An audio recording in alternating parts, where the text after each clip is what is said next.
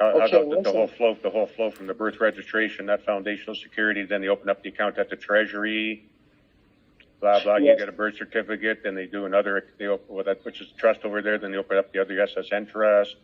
Yes. And So we know they're all goes. trusts.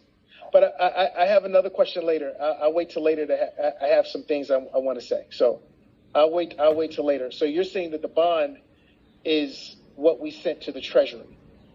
No, correct? It's what they did. We didn't send them. Yes. We didn't send them anything. No. What I'm saying is we sent them a notification of a bond through the birth certificate. When you put, basically, as I understand it, when you apply for the birth certificate and they issue the birth certificate, that is basically a message to the government. This guy's going to underwrite public debt. So now we get to open up a bond, which is a security's future, right? Yes. Backed by the presumption of the future pledge of your labor. You're the one holding the certificate, so in that sense, you're bonded to it. But it's not the certificate itself is not a bond, and the courts here have said again and again and again to people it has no inherent financial value. I agree with that. It's meaning it doesn't have a fixed value or anything like that. It's a valuable token, but not in terms of dollars and cents per se. Yeah, it's credit. So I'm with you. Okay, it's credit, and we'll go into that later. I'll have something. I have another question later to stay on topic. But I hear you. I hear you clear. I get it. It makes sense. Okay. So are you done then? Well, yeah. Well, I'm done. I have another question, but I'm going to wait. I'm going to let some other people. I'm sure some hands are up, but I have another question. Okay. Fair enough. Thank you. Okay. Jordy reminds me of Jordy Keith. You're funny. Can you hear me all right? You betcha. Right on. So, trying to set up an account online with CRA for the trust account number, so that I can communicate back and forth with them. Okay, I'm glad you mentioned that. Now, if you're doing this trust account thing because of stuff that Jonathan talked about there a year and a half ago or so, remember, what we're looking for is a business number. Not a trust number. Correct. A business number for a foreign entity resident in Canada or a foreign entity resident in the United States. It's a foreign entity because it's foreign to their jurisdiction. It's foreign to every jurisdiction on the planet. And it's a secure party, right? Yeah. Which is representing you. It's a fictional person representing you in their fictional public system world. Right. But it's a business number we're looking for, then that's the RZ form, RC1. Right. So in order to set that up, they're asking for previous couple of years of filings to, match up the accounts, yada, yada, yada. For the trust, for the trust account number, The challenge I'm running into is because I participated in the Pay It Forward program, I don't have that information for obvious reasons, and wondering if that's a conversation you and I could talk offline, because I don't want to go and undo all the work that's been done. Well, like I said, I'm not sure where you're going there, but the trust account thing is not what you want to do. Well, a business account. Yeah, which is not the trust number. It's a completely different application process. It's going to have nothing to do with you. Remember, it's your proxy that's doing that. It needs the business number. Right. But it still needs to connect to the person, so that. No, you just need a business number for your proxy. That's all you're looking for. Like I said, the trust account number thing is something Jonathan pursued. It's not what you're looking for. You're looking for a business number, and in the States, you're looking for the EIN number.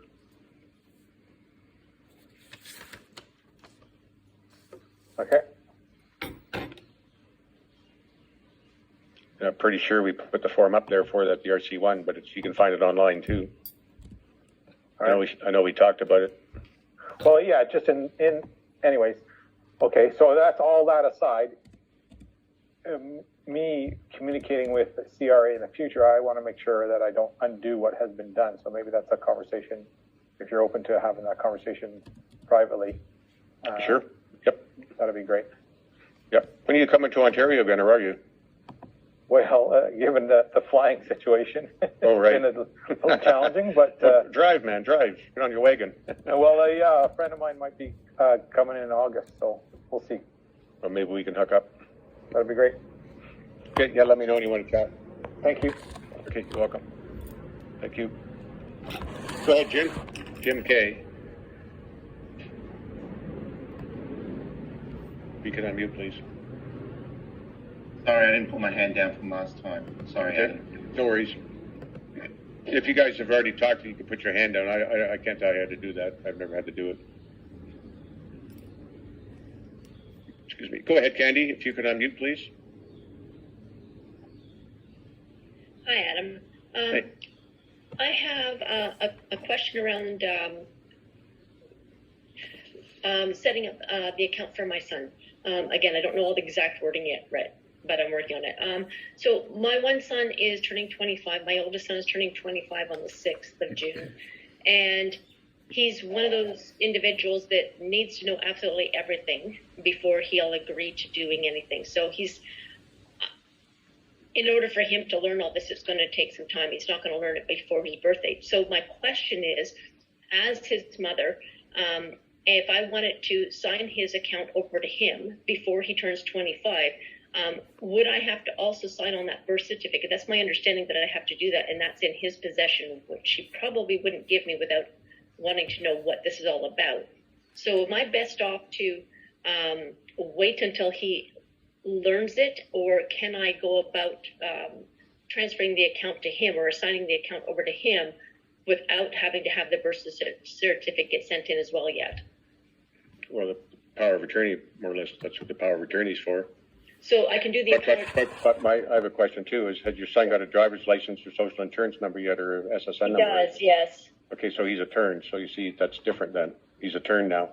Okay, so I have to wait then until he's 25, or until he's ready to do this himself, and then I would Yep. basically then sign it over to him.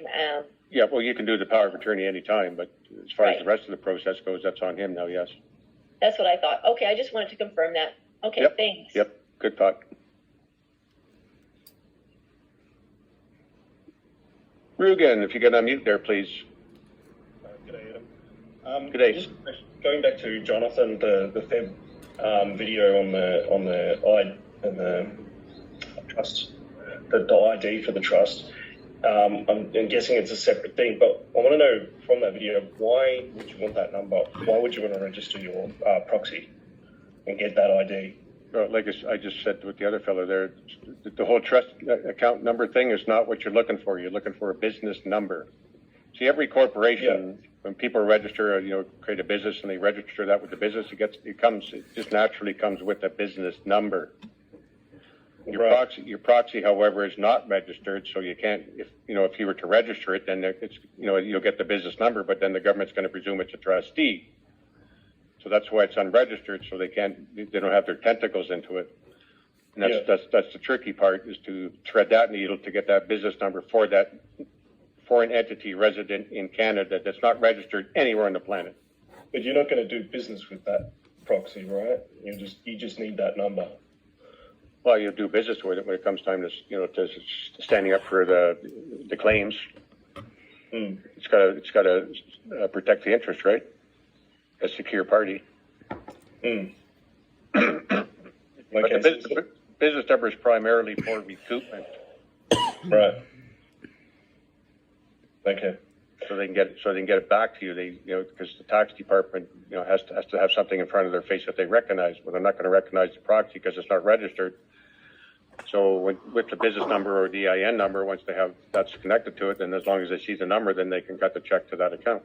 It really isn't the proxy name; it's the number that comes with it. It's really the names are, I guess, inconsequential. It's not that they're inconsequential, but they're secondary. It's always the account numbers is the first and foremost. Right. Just like with the birth registration, it's the registration number is more important than the name. I also, this is another question. I know that you had someone in Zoom that was in Australia that was a lot further down the line, and a lot of the paperwork we're trying to line up in our heads what paperwork we need, what department, what forms, blah blah blah. Is it possible I can email you to get in lieu with that contact or a contact? I don't remember his name, but I'd have to look back through some older videos. I'll tell you what, if you want to do that, just do it right here. Give your email address to anybody in Australia that wants to hook up with you, and as they listen to this recording, because we're getting kind of busy here to do matchmaking services. That's all right. I'll just give my email. Ruegen, RUEGEN, mail, MAIL, @iCloud.com. There you go. Apple man. Oh, I've got a few. Orchard. Thanks very much, Adam. All right, you're welcome. Thank you. Kathia. Hey, Adam. Nice Hey. meeting you. Adam, I'm very, very new at this, so I've been looking into things like this the past 6-7 months, I would say. So I'm very, very, I'm a baby into this. And I, too, I'm very offended that we've been used this way, and I always wonder why we were, having to do those things and be treated like children. So I have a lot of questions. Right now, I'm in a situation, for me, is that I have a court date coming up in a couple of weeks. And I already had been, it's on audio, video. They don't have it like where you can come in. So I guess it's the way they're operating at this time. Now, I was wondering, would I be able to assign my birth certificate to the Minister of Finance or Justice and assign it to another party so that I wouldn't be liable for it? Or No, that's not going to fly. Okay. There's a whole, no, just doing that's not going to do you any good at all. There's too many other assumptions and presumptions in the way there for that, and that's why you do the lien filing and all that sort of stuff. If you're going down that path, now, if you have an opportunity to take the witness stand in the court, like to go to trial, you just tell them you want to go to trial. Then that would be, people for some reason kind of reject that, but it really is a golden opportunity, because once you're on the witness stand, you're going to say stuff on there that's your truth, it's the whole truth and nothing but the truth, and there's nothing they can do about it. Like, when you tell them you're not that person, I'm not that John Paul Smith, I'm the attorney of record for the person. That's another thing people are taking, trying to deviate from that. Every court pleading requires an attorney of record. That's why we use the term attorney of record. Right. Some people want to change that to something else, attorney in fact, and blah, blah, blah, blah, blah. But anyhow, that's your opportunity. We talked about that in the Tricks, Traps, and Deceptions playlist on YouTube channel. And also there's the Tricks, Traps, and Deceptions link that comes with your Reclaim Your Securities Information Pack. There's about, I can't remember how many calls we did on that, but there's quite a few Zoom meetings we did on the same subject, part of your Reclaiming Your Securities package. So. Yes. Okay. Yeah, I saw there's a lot. Like I said, I'm very, very new at this, so I'm not too familiar with everything, but I've been looking into this because I don't want to be, I know there's a lot of things out there, and I felt that you were actually giving more, better input, and it looked more of what I was looking for, but since I'm new, I wanted to ask this question because it's my first time with you. Yep, sure. Another question too, Adam. Now, I know this, our property, like our cars and land and everything. And the reason why I arrested is because, well, I refused to show my identification, and I was traveling, and I was explaining to them that I was traveling, and also the fact that they took me by force out of my car and popped my tires and everything, like as if I was some kind of big criminal. And I did pull over in traffic stops by 6 OPP. Yeah, well, there you go. So so I was wondering. 6 cars, I mean. Yeah, no, I believe it. Just to show a force, just tell other people, send a message to other people, and playing that don't give them the identification game and all that sort of stuff is always going to end the same for people. It's a dangerous game actually to do that. Now that you know that anyhow. Yes, yes. And what about the non-registered of your vehicle and not having a license plate because you're not driving under commerce? Well, hang on. Whose vehicle? Vehicle? Well, the vehicle would be mine, but it's never been registered. I said, I'll ask you again. Whose vehicle? Not vehicle, an automobile. whatever. My question is who owns it? Whatever you want to call it, who owns it? Who do you think owns that? Whatever. The automobile. Well, I bought it, so I own it. No, you don't. But That's so do you? if you own it, like I just said earlier in this meeting here, that's one of the first things to establish. This is a reason why the first move may be to establish who the owner is. So you don't take this up with the cop. You don't take this up with the cop. You're wasting your time. They don't know crap. The time to do that is in the court, where you're going to establish who the owner is, because the legislation is very clear. The owner has to have the license, insurance, proof of contract of return, so on and so forth. If you're not the owner, and there's no point arguing, because the fact is nobody here owns anything. If you're going to go to court and argue about ownership, you're missing the point. Right. You're arguing with the owner. Yes. You're not, hang on. I'm